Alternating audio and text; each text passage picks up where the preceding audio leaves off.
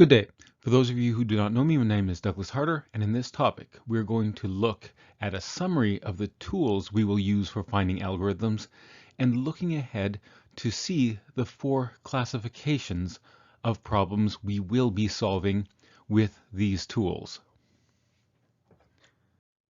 So in this topic, we will review the 7 tools, and we will then discuss the 4 upcoming topics. That is the balance of this course.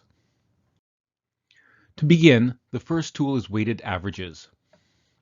So if a set of n weights sums up to the value 1, then this linear combination of x values with the corresponding weights being the multipliers, this becomes a weighted average of those n x values. If w sub k is equal to 1 over n for each k, then this is simply the average, or the arithmetic mean. Now, if all the weights are greater than or equal to 0, we can also call it a convex combination of these x values, in which case we're guaranteed that the weighted average must fall between the minimum and maximum values that we are averaging. The second tool is iteration. It is possible to devise algorithms that can be implemented as a function so that if we have an approximation of a solution, then under certain conditions, this function applied to this approximation provides a better approximation. And we saw one with the square root of 2. Such an algorithm can therefore be iterated to get an even better approximation with subsequent iterations. Specifically, we looked at the fixed point theorem. If we are solving the problem of finding an x such that fx is equal to f of x, where f is an algebraic expression in x, we can proceed as follows. We start with an initial approximation x naught, and then we iterate. The next approximation is assigned the previous approximation evaluated at f, and we just do this over and over again. If this sequence converges, it must converge to a solution of the equation x equals f of x. Now, we saw that it was necessary to limit the number of iterations, otherwise too much work would be done. First, if there are too many iterations, we have to stop or halt, simply because the algorithm may simply not be converging, in which case we would signal an error, throw an exception, or set some flag. Alternatively, we should halt if the difference between 2 subsequent approximations is sufficiently small, under which condition we are assuming that the last approximation we've calculated is close enough to the actual solution. The third tool is linear algebra. In general, solving a system of linear equations A times an unknown vector u equaling a target vector v is the only such system that can be solved in general. We generally cannot solve systems of nonlinear equations.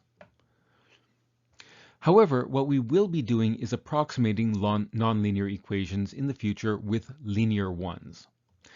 Also, when applying Gaussian elimination, it is necessary to use partial pivoting to avoid adding a large multiple of one row onto another. This causes issues with numeric precision. For remember that x plus y can equal x even if y is non-zero, and yet if there is critical information in y, we could get the wrong answer.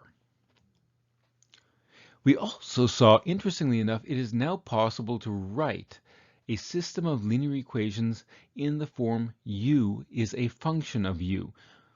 Everything else on the right-hand side is known. This is now in the form of a fixed point equation, which we can then iterate. If this does, actually, it may converge, and it's guaranteed to converge if A is strictly diagonally dominant. That means the diagonal entries are larger in absolute value than the sum of all off-diagonal entries in absolute value of both the row and the column that diagonal entry is. We also discussed the condition number of a matrix. Now, this is something you may not have seen in your linear algebra course, but basically any error in A, the target vector V, or any numeric error introduced in our solving the problem is something that can be potentially magnified by up to a factor equal to the condition number. So that can get quite problematic. So that means that the answer we find may actually be useless. So therefore, if the condition number of a matrix is too large, we have to seriously question whether or not the design that gave us that matrix is indeed appropriate. The next tool we saw is interpolation. Given n points, we can always find a unique polynomial of degree n-1 that passes through those n points.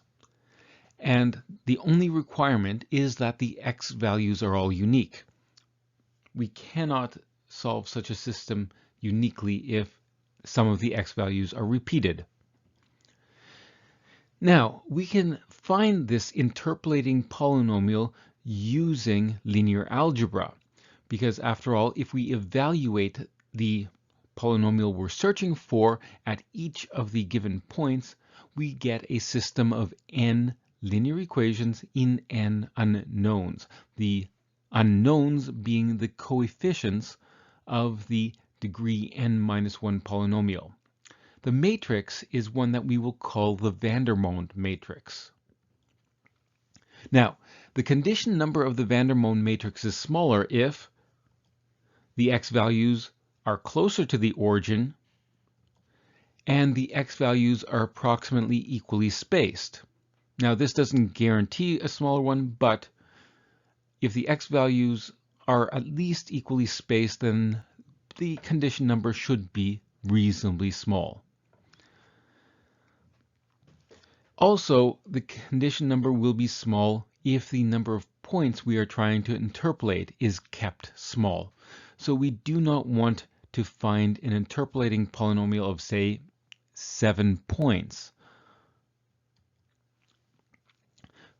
Finally, the former can be achieved, that is, keeping the x values closer to the origin by shifting all of the x values towards the origin by subtracting off their average, and then to evaluate the interpolating polynomial at the original points, we just have to shift that value equally towards the origin and evaluate that interpolating polynomial of the shifted points at that shifted x value. Now, the fifth tool we're using is Taylor series. Basically, this says that for an appropriately differentiable function, the Taylor series gives us both an estimation of the value of the function somewhere else together with the error in that estimation. We in general will write the Taylor series in the form we see here. Given information about the function at x, we will approximate the value at some point x plus h. Also, we have here the error term. It tells us how far off we expect our error to be. Now, an nth order Taylor series approximates f with a polynomial of degree n. And the error term has a multiple of h to the n plus 1. What that means is that we can reduce the error by reducing h, because if we divide h by 2, the error will be reduced by approximately 2 to the n plus 1. We will say therefore that the error is big O of h to the n plus 1. Now we're going to use Taylor series quite a lot in this course. It's going to analyze the errors of some of the other algorithms we create. We will be able to discuss the rates of convergence of various iterative algorithms, and it is going to motivate solutions for other analytic problems such as those in ordinary and partial differential equations, including initial and boundary value problems. The sixth tool is bracketing. So if nothing else works from before, if we can constrain a solution to lie on an interval AB, then it may be possible to devise an algorithm to reduce the width of that interval on which we continue to know that solution exists. And in this way, we can reduce the range over which a solution potentially exists. This is useful especially if a function is not differentiable. Now we're going to describe this as bracketing. However, this is not a common term to describe this in the literature. However, we will see a number of algorithms that do use a bracketing technique. The seventh tool we'll use throughout this course is the intermediate value theorem. So basically, if f is a continuous function defined on an interval AB, then first of all, the function f takes on all values between f at a and f at b for some value of x on the interval. But not only that, the function also takes on all values between the extreme points of the values of the functions achieved on the interval AB.